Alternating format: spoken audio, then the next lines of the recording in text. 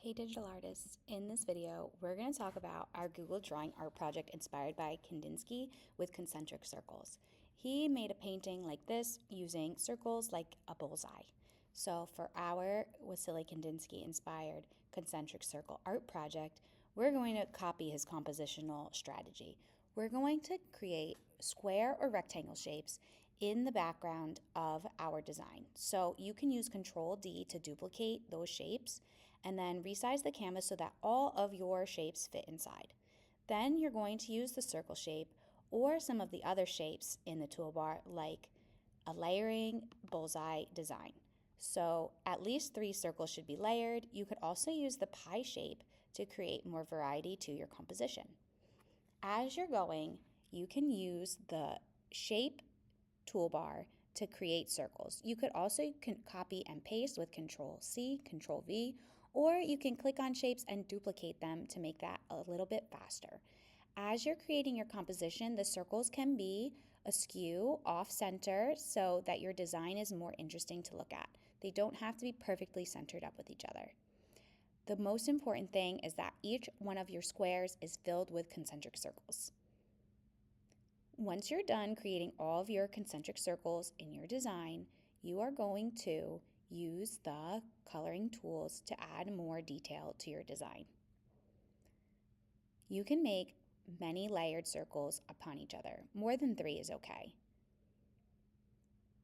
Then, when you go to color things, you can color them all the same and then go back in and add a variety of different colors. So I started off with orange and used warm neutral tones of orange inside of that one shape.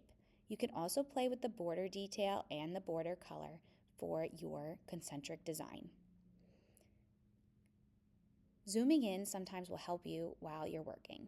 You can also use the magnifying glass and make it fit the screen or zoom in using the keyboard shortcut Control+ and Control-.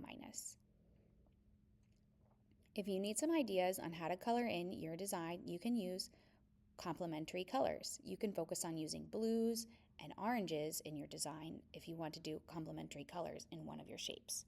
You can also use red and green as complementary colors in your design. I'm not going to give you specific details on what colors to choose, but you might want to use some color schemes in your design. You may also want to play with those border details. You could keep some of them the same or some of them different throughout the design. You could also do neutral colors in your design. You could create a monochromatic grayscale using the pre-made hues in the colored toolbar. If you like working with different colors, you can just use those pre-made colors, or you can also create custom colors. For my composition, I made a grid of 6 boxes. You could do more or less boxes for your design, but you should do at least 4. I like playing with the thickness of the border colors and using monochromatic blue hues in that one box.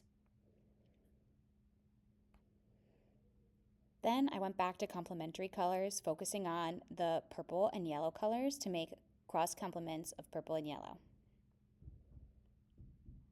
When you're satisfied with your design, make sure you use Insert Word Art to type your name.